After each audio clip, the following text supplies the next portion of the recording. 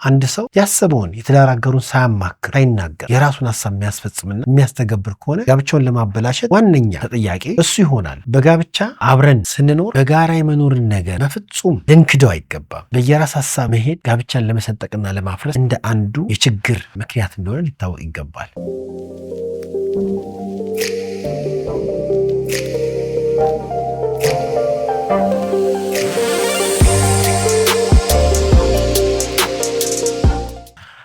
እሺ እንዴት ከረማችሁ? ውድ የህይወት ቤት የዩቲዩብ ቻናል ተከታታዮቻችን ይመስገን ሙላ ነኝ። እንግዲህ በጋብቻና ቤተሰብ ህይወት ዙሪያ ሀሳቦችን ዘውትር ከእናንተ ጋር እየተከፋፈል እንገኛለን። የጀመርነው ርዕስ ጋብቻን የሚያበላሹ ጉዳዮች ወይም ነገሮች በሚል አንድ ሁለት ርዕሶችን ለማየት እየሞከርን ነው። ዛሬም ባለፈው የመጨረሻ ቪዲዮ ላይ እንደነገርኳችሁ በጋብቻ መካከል የተጋቡ ባልና ሚስት ሆነው ሁለቱም በየራሳቸው ወይም ደግሞ አንደኛው ሰው በግሉ ነገሮችን ለማድረግ በራሱ ሀሳብ የሚመራ ከሆነ የጋብቻ ችግር ይፈጥራል፣ ጋብቻን ያበላሻል ማለት ነው። ጋብቻ የጋራ ህይወት ስለሆነ በጋራ መኖር ይጠይቃል፣ በጋራ ነገሮችን ማድረግ ይጠይቃል እና በተናጠር ወይ በግል ወይም ደግሞ ሁለቱም በየግል የሚያደርጉ ከሆነ ጋብቻው እንዲበላሽ ያደርጋል ማለት ነው። እስቲ እናንተን አንድ ጥያቄ ልጠይቃችሁ። ማን ነው በሌላው ሰው ኮንሲደር ሳይደረግ ወይም ታሳቢ ሳይደረግ ባል በሚስቱ ታሳቢ ሳይደረግ ሚስትም በባሏ ታሳቢ ሳትደረግ በሷ ውሳኔ የመኖር ፈቃድን የሚሰጣለ ወይም በሱ ውሳኔ ወይም በሷ ውሳኔ መኖር የሚፈልግ ሰው አለ? ሚስቴ ለምትወስናቸው ውሳኔዎች ሁሉ እኔ ኮንሲደር መደረግ አለብኝ። ሲጀምር ባልን ማክበር ማለት ለምታደርገው ድርጊት ሁሉ እኔን እያሰበች ማድረግ አለባት። ፍቅርም ቢሆን አንድ ባል ሚስቱን የሚወድ ከሆነ አኗኗሩ እሷን ኮንሲደር እያደረገ መኖር ነው። እሷን ታሳቢ አድርጎ መኖር ነው ያለበት። ጋብቻ የጋራ ህይወት ነው። አንድ ባልና ሚስት በአንድ መንገድ ለአንድ መድረሻ በእኩል ፍጥነት መሄድ ከቻሉ ጋብቻው ስኬታማና ውጤታማ ይሆናል ማለት ነው።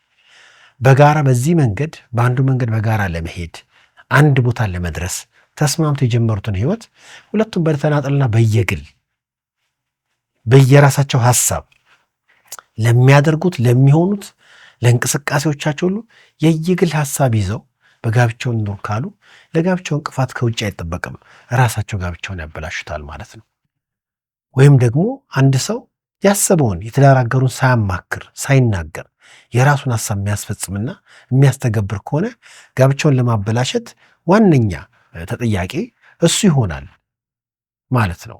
እንግዲህ በፍቅር ጅማሬው ጊዜ እንግዲህ በተለያዩ ቪዲዮዎች ላይ በዚህኛው ርዕስ እንዳያችሁት የግንኙነቱ ጅማሬ እያነሳው ነው ማነሳው። በግንኙነቱ ጅማሬ ጊዜ በቃ አንድ ላይ እንደ ቲም ሆነው ሁሉን ነገር አብረው ያደርጋሉ። ቢደሰቱ፣ ቢያቅዱ፣ ቢያዝኑ፣ ነገሮች ለማድረግ ቢፈልጉ አብዛኛው ነገር የሚደረገው በጋራ ነው። ያም ነገር ነው በዛ መልኩ በማድረጋቸው እንዲያውም ወደ ጋብቻ እንዲገቡም ደግሞ እድል የሰጣቸው። ሀዘንም የጋራ ነው። የሚገርማችሁ እንኳን ደስታ አይደለም ተግባርና እንቅስቃሴ ብቻ አይደለም፣ የተለያዩ ነገሮች በጋራ ነው የሚደረጉት እና በዚሁ ከቀጠለ ጋብቻው ጤናማ ሆኖ እንዲቀጥል ያደርገዋል በጋራ የሚደረግ ከሆነ። በተናጠል ግን ወይ ሁለቱም በየራሳቸው ወይም ደግሞ አንደኛው ገንጠል ብሎ የራሱን ነገር የሚያደርግ ግን ከሆነ ጋብቻው ወደ ችግር ውስጥ ይገባል ብቻ ሳይሆን ችግሩ በጋብቻው ህይወት ውስጥ ይቀጥላል ማለት ነው፣ ላያቆም ይቀጥላል ማለት ነው። በዚህ ሁኔታ መኖር ጋብቻውን አድካሚ ነው የሚያደርገው። ጋብቻ በሚበላሽበት ጊዜ አንዳንዴ ባል ሚስቱን ያስብና አሁን ቀጣዩን 50 ዓመት ከሷ ጋር ልኖር ነው ይላል። ስለዚህ ይዝላል እዚሁ ጀምሮ አሁን እስከ ህይወት የመጨረሻ ከሱ ጋር ልኖር ነው። ምክንያቱም እነዚህ ነገሮች አስጊ ናቸዋ። እስካልተስማሙ ድረስ በጋራ በኩል ፍጥነት ለአንድ መድረሻ እስካልሄዱ ድረስ ጋብቻ ዋስትና ያጣል ማለት ነው። ሁለታችሁም በየግል በየራሳችሁ ሀሳብ ነው የምትሄዱት ወይስ አንዳችሁ የትዳር አጋራችሁን ሀሳብ ሳታካፍሉ የመሰላችሁን ወደ ማድረግ ነው የምትሄዱት? እነዚህ ነገሮች ጋብቻችሁን ያበላሻል። እንደ ቲም ከሰራን ግን በእኩል ፍጥነት አንድ ቦታ መድረስ እንችላለን ማለት ነው። እንግዲህ በጋብቻ አብረን ስንኖር በጋራ የመኖርን ነገር በፍጹም ልንክደው አይገባም። ባል ሚስቱን ይዞ ሚስትም ባልን ይዛ መሄድ መታሰብ አለበት። እንደዚህ ካልሆነ ሁለቱም ለየብቻቸው ይሄዳሉ። በራስ ሀሳብ ከሌላው ጋር ሳይተባበሩ መሄድ የጋብቻውን ውድቀት በቃ የመጀመሪያው መነሻ እንደሆነ ከወዲሁ ሊታወቅ ይገባል። አንዱ በራሱ ሐሳብ እየተነጠለ ወይም ደግሞ ለሱም በየራሳቸው ሐሳብ ተነጥለው የሚሄዱ ከሆነ ለጋብቻው ትልቅ አደጋ ነው። በየራስ ሐሳብ መሄድ ጋብቻን ለመሰንጠቅና ለማፍረስ እንደ አንዱ የችግር ምክንያት እንደሆነ ሊታወቅ ይገባል። ለምን አብረው አያቅዱም? ነገ ምን ይከሰት በህይወታቸው ምን ይሁን የትኛውም በገንዘብ በልጅ በቤተሰብ አኗኗራቸው ላይ ነገ ምን መሆን እንዳለበት በጋራ አያቅዱም። ሁለቱም ለየብቻቸው የሚያዝናናቸውና ደስ የሚያሰኛቸው ነገሮች ያደርጋሉ። አንደኛው ያዝናናኛል፣ ደስ ያሰኘኛል ብሎ የሚያደርገው ነገር ለሌላኛው ምሬትና ሐዘን እንደገና ሊወልድበት ይችላል ማለት ነው። ከዚህ በላይ ደግሞ የከፋው ነገር ምንድን ነው? አንደኛው ሰው ሌላኛው ምን እያደረገ እንዳለ አያውቅም። ባልና ሚስት አንዱ ለሌላኛው ምን እንደሚያደርግ ግልጽ ባልሆነበት ጊዜ ብዙ ችግር ነው የሚከሰተው። ወንጀሎች ተከስተው ያውቃሉ። ሰው ሞቶ ያውቃል። የማይገባ ህብረት፣ የማይገባ ህይወት፣ የማይገባ ቦታ ተገኝቶም ያውቃል። ለምን? በሚስቴ የህይወቴ ነገር መታወቁ እንደ ተቆጣጣሪ እንደ ፖሊስ ኦፊሰር ከልካይና ፈቃጅ እንደዛ አይደለም። መታወቁ እርማትም ካስፈለገ ይሰጠዋል። ተባባሪነትም ካለ አገኛለሁ። መታወቅ አለበት ማለት ነው። በየራሳቸው ሐሳብ የሚሄዱ ባልና ሚስቶች ሁልጊዜ የሚጎዱት የትዳር አጋራቸው እየሆኑና እያደረጉት ስላለው ነገር ምንም ስለማያውቅ ነው። ከዛ በየራስ ሐሳብ ይሄዳሉ፣ በየራስ ሐሳብ ይወድቃሉ ማለት ነው። በጋብቻ መካከል በራስ ሐሳብ መሄድ ልክ አይደለም። ሚስትን አስተባብሮ ባልን አስተባብሮ ለመሄድ ስራ መሰራት አለበት ማለት ነው። እንደዚህ በሚሄዱበት ጊዜ ነገሮች እየተበላሹ መሄድ ይጀምራሉ ማለት ነው። በዚህ ሰዓት አንደኛው ሰው አስተውሎ ጋብቻው እየተበላሽ እንደሆነ አውቆ ካልመለሰውና ካላስተካከለው ነገሮች እየባሱና እየከፉ ነው የሚሄደው። ከእናንተ አስተዋይ ማን ነው? አስተዋይ እሷ እንዲያደርገች አይደል እኔም እንዲላርግ የሚለው አይደለም። አስተዋይ ጋብቻው እየተበላሸ እንደሆነ እያወቀ ከሆነ ጋብቻውን ለማቅናትና ለማስተካከል የመጀመሪያውን እርምጃ ለመናገር ይሁን ነገሮችን ለማቆም ይሁን ራስን ለመቀየር የመጀመሪያው እርምጃ የሚራመደው ሰው ያ ሰው የበሰለው ሰው ነው። ብስለት ያንሰናል። ብዙ ጊዜ ስሜታውያን ነን። ለተፈጠሩ ነገሮች ሌላኛው ሰው ላይ እያሳበቡ መሄድ እንጂ የበሰለ ሰው በዚህ ጉዳይ ላይ ምን መልስ መስጠት አለበት የሚለውን ነገር አስበን ስለማናደርግ ጋብቻውን ወደ ነበረበት ሳይሆን ከነበረበትም ካለበትም ወደ ባሰ ህይወት ደግሞ እየገባን እናበላሸዋለን ማለት ነው። ስለዚህ ባልና ሚስት በዚህ መንገድ በሚሄዱበት ጊዜ በየግል የሚያጠፉት ጥፋት የጋራውን ህይወት ያጠፋዋል፣ ጋብቻውን ያፈርሰዋል። ሁለት በየግል አጥፊዎች በጋራ አንዱን ህይወት ይደረምሱታል፣ ያጠፉታል፣ ያበላሹታል ማለት ነው። ይህንን ነገር በማወቅ በራስ ሐሳብ መመራት ልክ እንዳይደለ በማወቅ እንደዚህ በመሄድም ደግሞ መዘዝ ውስጥ የገባን ሰዎች ከመዘዙ በመማር ራሳችንና ህይወታችንና አካሄዳችንን ልናስተካክል ይገባል ማለት ነው። ጋብቻውን ያጠፋዋል ማለት በሌላ አባባል አብሮ መኖሩ ትርጉም ይጠፋል ማለት ነው። ከሚስታችሁ ከባላችሁ ጋር በጋብቻ አብራችሁ እየኖራችሁ የአብሮነቱ ትርጉም የጠፋባችሁ ሰዎች አሉ። አሁን ለምን ከሷ ጋር የምኖረው? ለምን ይኖራል? አሁን እሱ አለ ነው የለም ከሱ ጋር መኖሬ ምንድነው ትርጉሙ ያለው የሚል ጥያቄ ውስጥ ገብታችኋል። እንደዚህ አይነት ጥያቄ ውስጥ ገባችሁ ሲጀምር ጀምሮ ምናልባት በየግል ሐሳብ የመሄዳችሁ መዘዝ እንደሆነ በማወቅ በጋራ ሐሳብ ለመሄድ ራስን መመለስ የመጀመሪያው እርምጃ ይሆናል ማለት ነው። ጋብቻ ሁለንተናዊ፣ መንፈሳዊ፣ አካላዊ፣ ስሜታዊ ሁለንተናዊ ትስስር ነው። እንደምታውቁት የጋብቻ ውድቀት የሚጀምረው ራሱ ከሐሳብ ፍቺ ነው። የሐሳብ መጣጣምና መዋሃድ፣ የሐሳብ መጋጠም የሌለባቸው ባልና ሚስቶች እመኑኝ በስሜት መለየት በኩል አድርገው ወደ አካል መለየት ይመጣሉ። አካል አይደለም መጀመሪያ የሚለያየው ስሜት ነው። ከስሜት ደግሞ በፊት ደግሞ ሐሳብ፣ በራስ ሐሳብ መሄድ ጋብቻን ለማፍረስ ዋነኛ ምክንያት እንደሆነ መታወቅ አለበት። ከዛ በኋላ ያው ሐሳብ ተለያይተዋል፣ ሁለቱም ይሄዳሉ። አብሮ መኖሩ ትርጉም ይጠፋቸዋል። ከዛ አሁን ለየብቻ ብንኖር ምን ትርጉም አለ? ለብቻ ብኖር እንዴ ነው የምኖረው? ያለ ባሌ ብኖር ብፋታም ያለ ሚስቴ ተፋትቼ ብኖርም ይሄን ኑሮ ነው የምደግመው። አሁን አብሬ ነኝ ማለት ነው በሚል የአብሮነቱ ህይወት ችግር ውስጥ ይገባል ማለት ነው። ጋብቻ የጋራ ህይወት ነው። ነገር ግን ባልና ሚስት ለየብቻ በሚኖሩበት ጊዜ ለየብቻ መኖር ጋብቻውን ያበላሸዋል። ጋብቻ የጋራ ህይወት ነው። በጋብቻ ውስጥ ያሉት ደግሞ ባልና ሚስት በተናጠል በየግል በሚሄዱበት ጊዜ አብሮነቱን ዋጋ ያሳጠዋል ማለት ነው። ያን ጊዜ አብሮ በመኖር ትርፍ እንዳለው የማያውቁ ባልና ሚስቶች መለያየትም እንደሚጎዳ አይመስላቸውም። ጋብቻን ከሚያጸናው ነገር አንደኛው ምን መሰላችሁ? አብሮ በመኖር ያለውን ትርፍ፣ አብሮ በመኖር የሚገኘውን ልዩ ውጤት ማግኘትና ማወቅ። አብሮ በመሆን የምናገኘው ነገር እንዳለ ካወቅን በመለያየት ደግሞ ብዙ የምናጣው ነገር እንዳለ ይገባናል ማለት ነው። እንግዲህ ጋብቻ የጋራ ህይወት ከሆነ ለጋብቻ ሁለቱም የሚያመጡና የሚያደርጓቸው ነገሮች ጋብቻውን ያጸነዋል ማለት ነው። አንዳንድ ጊዜ በተገላቢጦሽ አንደኛው ሰው ያለ ሌላኛው ሰው ጋር ጥገኛ ይሆናል። ምንም በራሱ ማያደርግ፣ ሌላው ባሰበው፣ ሌላው በሚያደርገው እሱ ምንም ኮንትሪቢዩት የሚያደርገው ነገር የለም። ይህም ራሱ ለጋብቻ ትልቅ ችግር ይሆናል።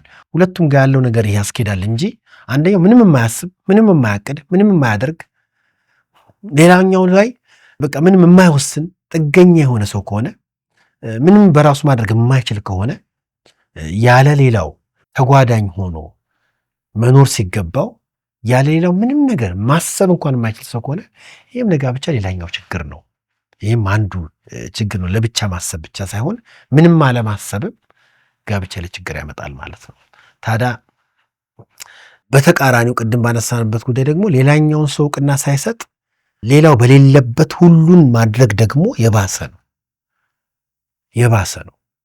ሌላኛውን ሳያስቡ ነገሮችን ማድረግ። ስለዚህ ሁለቱም ጤናማ አይደለም። ምንም የማያስብና ምንም የማያደርግ ፓሲቭ የሆነ ጥገኛ የሆነ ሰውም ለጋብቻው ሸክም ነው። እንዲሁም ደግሞ ሌላኛውን ሰው ምንም ነገር ሳያስብ ሳያሳውቅ ሁሉ ነገር በግል የሚያደርገውም ደግሞ ለጋብቻው ችግር ይሆናል ማለት ነው። ታዲያ ይሄ ከሆነ አማራጩ ተጓዳኝ መሆን ነው። ምንም የማያደርግ ጥገኛም ሌላውን የማይፈልግም ደግሞ ኢንዲፔንደንት መሆን ሁለቱም ልክ አይደለም። ቢያንስ ግን ኢንተርዲፔንደንት ቢሆኑ ተጓዳኝ ቢሆኑ የሁለቱም ነገር ያለበት ድርጊትና እንቅስቃሴ በጋብቻው መካከል ስለሚኖር የሁለቱም ፍሬና ውጤት ሁለቱም ሊያገኙ ይችላሉ ማለት ነው። ስለዚህ በጋብቻችን መካከል የምናደርጋቸው ማናቸውም ነገሮች በአጋራችን ወይም በትዳር አጋራችን አዎንታዊ ወይም አሉታዊ ነገር ያመጣል።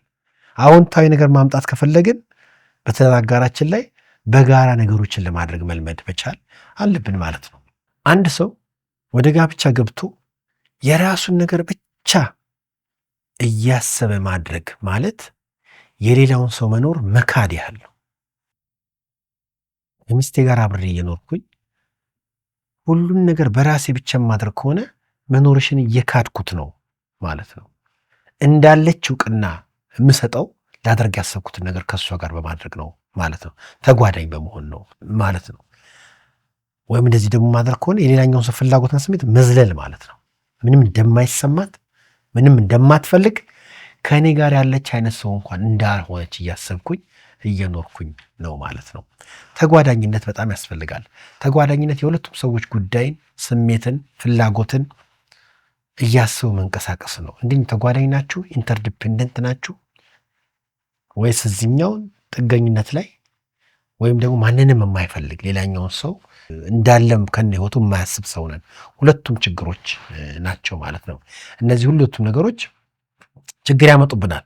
ስለዚህ በጋብቻ ሁለቱም ነገሮች የሚጠብቅና በሁለቱም ዘንድ ተቀባይነት ኖሮት ነገሮችን እያደረጉና አንዱ ለሌላው በሚሰጥ አኗኗር ልኖር ይገባል ማለት ነው። እንደዚህ ካልኖርን በተናጠል መሄዳችን መቼ ነው የሚፈርሰው እንጂ ጋብቻችን ማፍረሱ የማይቀር ይሆናል ማለት ነው። ምናልባት እዚህ ጋር ባልም ይሁን ሚስት ለምንድን ነው በራሳቸው ሀሳብ ብቻ ለመሄድ የሚያስቡት? እስቲ ልንረዳቸው እንሞክር።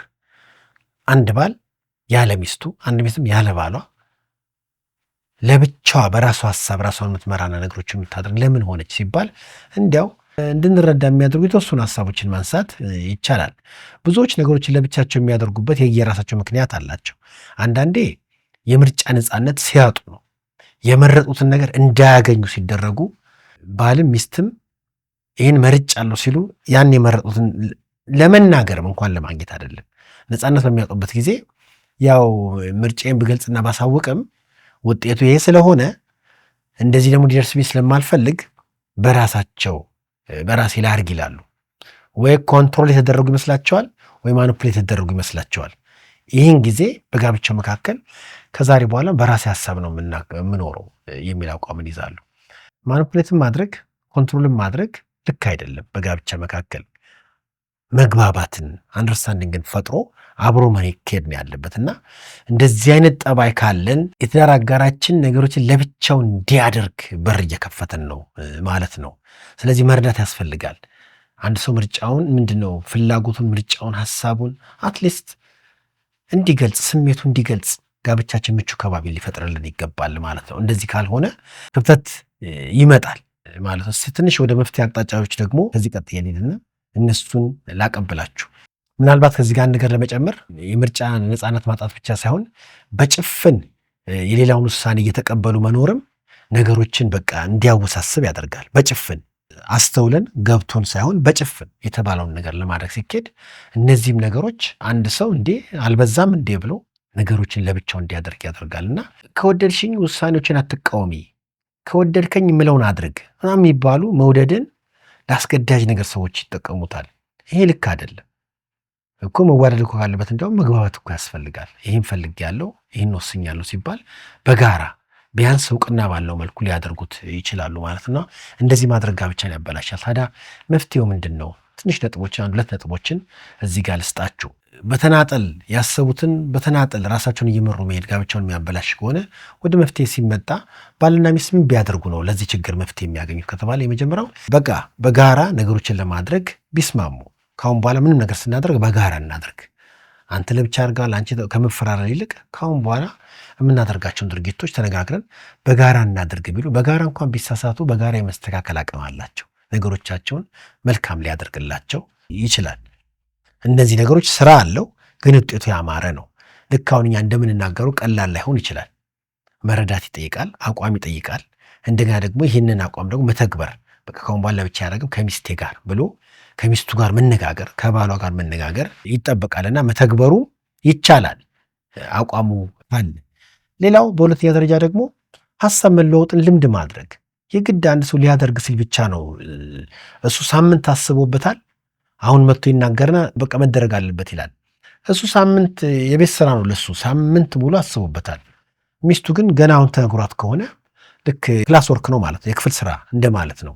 እዛው ሰምታ እዛው አውቃ እዛው ተስማምታ ይደረጋል። እንደዚህ ከሚሆን ገና ነገሮች በሀሳብ ደረጃ ባሉበት ጊዜ መነጋገር ልምድ ቢያደርጉ በጣም ጥሩ ነው። እንደዚህ ሲያደርጉ ገንቢ ሀሳብን መያዝ ይችላሉ። ሌላውን መረዳት ይችላሉ። የሌላውን ስሜትና እይታን ሀሳብን በማግኘት ሌላውን መረዳት ይችላሉ። ሌላውን መረዳት መቻል በጣም ጥሩ፣ እንደው መሞከር አለብን። ሚስቴን ተረድቻታለሁ፣ ባሌን ተረድቼዋለሁ በሚል ሌላውን ለመረዳት መሞከር ራሱ አንድ ብስለት ነው። ፈራጅ ከመሆን ነፃ ያወጣናል ማለት ነው። ከዛ እውነተኛ ወደሆነና ሁለቱን ወደሚያስማማ ነገር መምጣት ይቻላል። እኔ ከጋብቻዬ ስኬትና ጥሩ መድረሻ ከማድረስ ውጭ ምንም ዓላማና አጀንዳ አይኖረኝም፣ ሚስቴም አይኖራትም። በዚህ የምንስማማ ከሆነ የጋራ ሀሳብ ለማዳበር እንችላለን ማለት ነው። ስለዚህ የመጨረሻው መልእክቴ ምንድን ነው? በጋብቻ ባልና ሚስት ሆናችሁ እየኖራችሁ ጋብቻው የጋራ ህይወት ስለሆነ በፍጹም ሁለታችሁም በየተናጠል ባሰባችሁት ሀሳብ ራሳችሁን ልትመሩ አይገባችሁም። ወይም ደግሞ አንደኛው ሰው ከሌላኛው ከትዳር አጋሩ ጋር ሳይነጋገርና ሀሳብን ሳያካፍል በገዛ በራሱ ሀሳብ መሄድ ልክ አይደለም ማለት ነው። ለምንድነው እንደዚህ የምትሄዱ ሲባል ምክንያት ሊኖረው ይችላል። ሁሌ ስለምትቃወሚኝ፣ ነፃነቴን ስለከለከልከኝ ነው የሚባባሉ ይችላሉ። እዛ ጋር ያለውን ችግር ማስተካከል እንጂ ችግርን በሌላ ችግር እንደገና መፍታት አይቻልም እና በጋራ ነገሮችን ለማድረግ ብትስማሙ ጥሩ ትርፍና ውጤት ታገኛላችሁ። ሌላውን ለመረዳት ብትሞክሩ፣ ሀሳብ መለዋወጥን ካልቸር የራሳችሁ የቤታችሁ ባህል ብታደርጉት ነገሮች ከተደረጉ በኋላ ለውድቀት ሳይሆን ሳይደረጉ እንደ ጠቢብ ሰው ለማድረግ እድል ይሰጣችኋል ማለት ነው። በዚህ መንገድ ጋብቻችሁ የተበላሸ አሁን በሰጠኋችሁ መንገድ ካላችሁበት ከተበላችሁ ጋብቻ መውጣት ትችላላችሁ ማለት ነውና እንደ አስተዋይ ሰው ራሳችሁ መርምራችሁ የሚመለከታችሁ ከሆነ ቤታችሁ እንድታድሱ መልእክቴ ነው። ስላዳመጣችሁ እጅግ አድርጌ አመሰግናለሁ።